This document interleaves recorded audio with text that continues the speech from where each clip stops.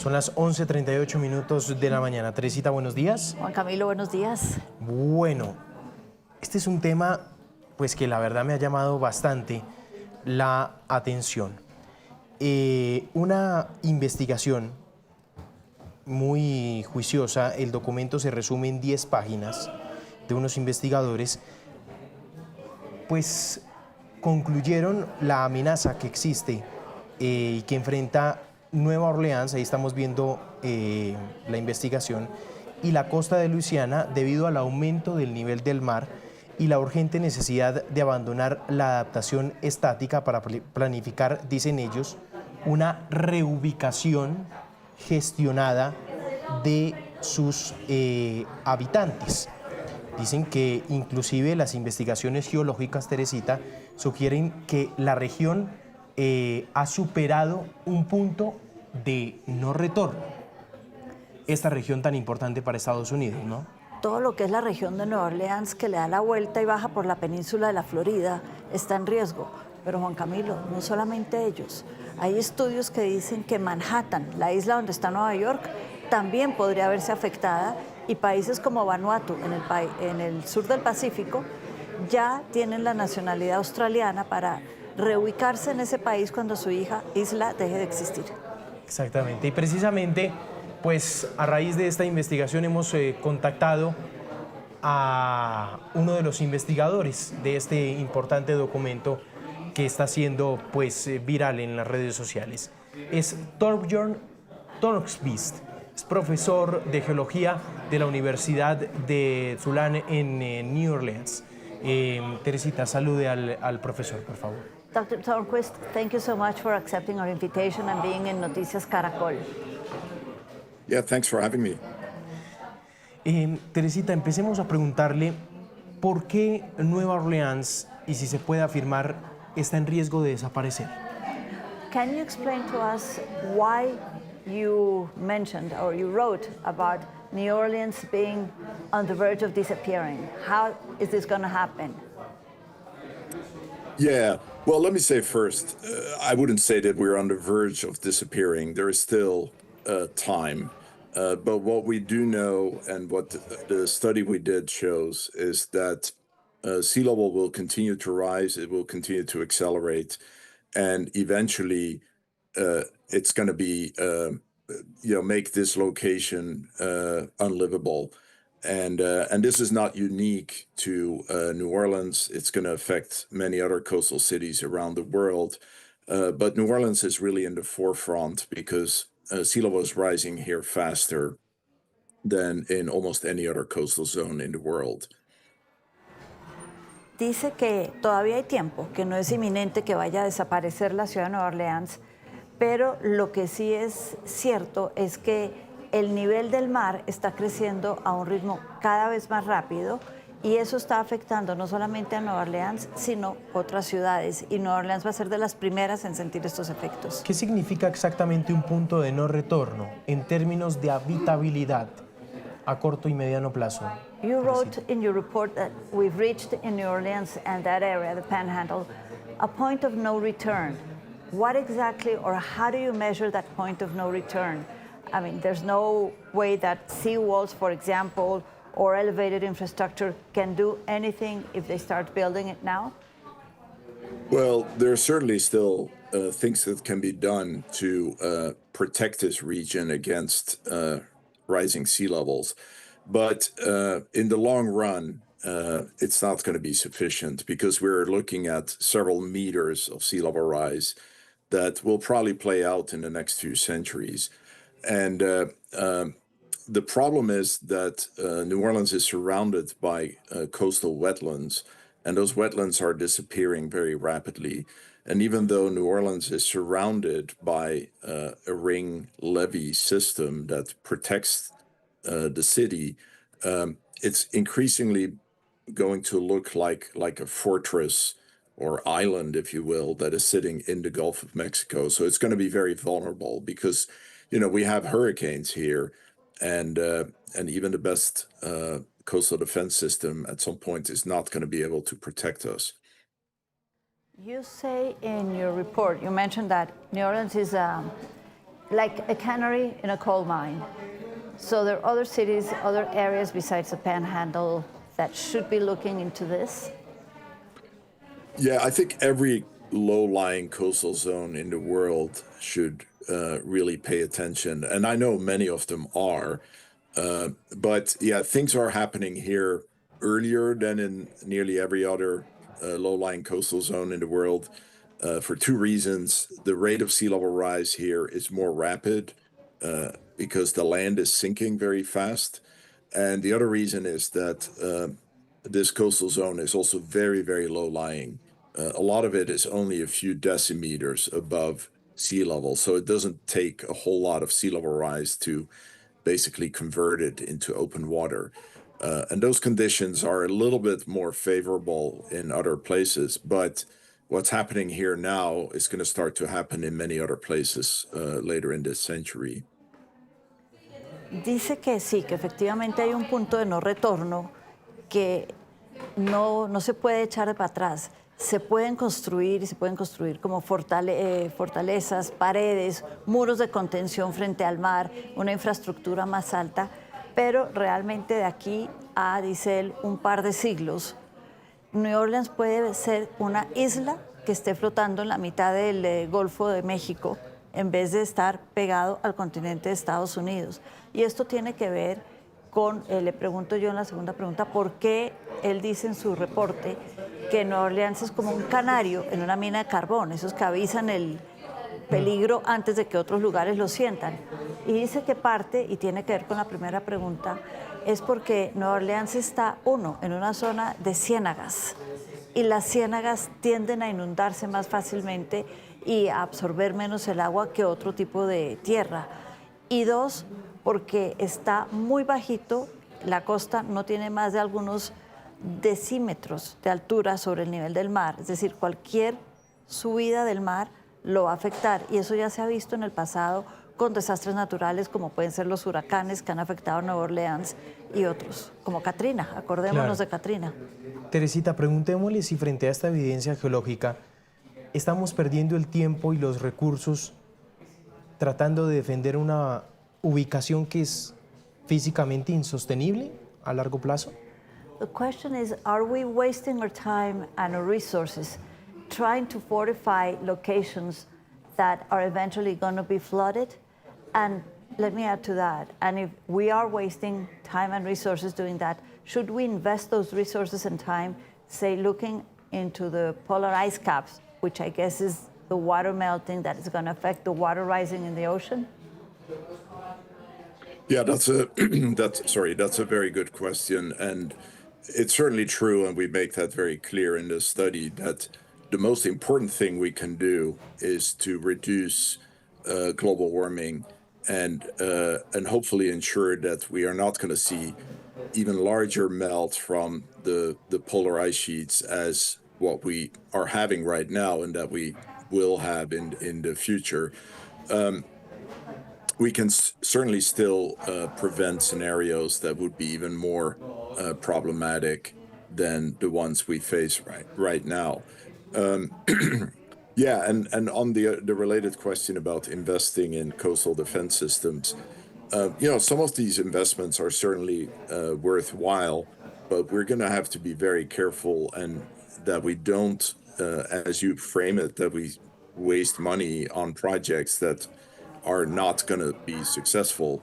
And instead, maybe we should start investing in helping people to relocate to higher ground further inland. One question from your answer. You say we still have time to prevent scenarios that can be more problematic. What kind of scenarios? Well, one thing we show in this study is that in Louisiana, we are probably already locked in to see sea level rise in future centuries, somewhere between 3 and 7 meters. That is probably going to be very difficult to prevent. That's going to happen eventually. And again, it's probably going to take centuries for that to play out. But the next few decades are going to determine whether we can limit global sea level rise to something like that, or whether it's going to be even worse. If we continue to increase greenhouse gases in the atmosphere, then we may face a long-term situation that sea level rise may, be more than 10 meters, and that obviously will cause even much bigger problems around the world. Dice que efectivamente podríamos estar perdiendo el tiempo construyendo infraestructura o tratando de detener este tipo de inundaciones. Y aquí le hice la pregunta que si deberíamos estar invirtiendo más, por ejemplo, en cuidar las capas de hielo en los polos, que son las que se derriten y causan el aumento en el nivel de los mares.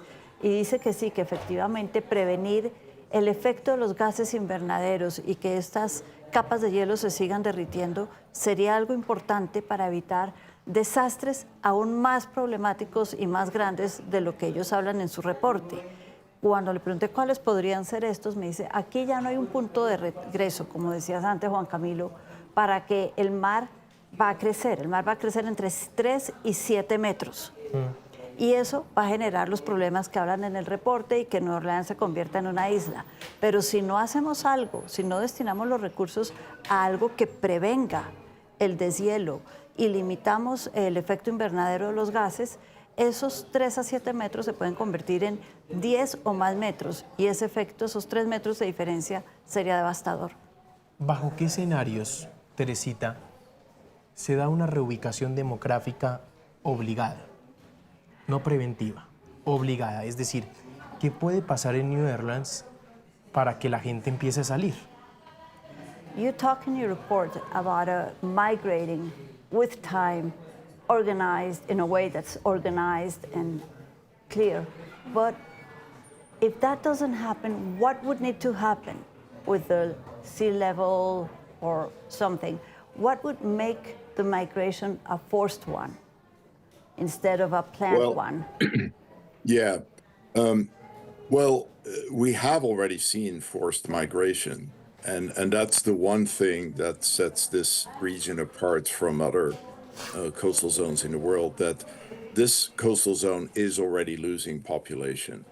And the one thing that is very clear is that the biggest losses happen after major hurricane impacts that, basically flood homes and force people out.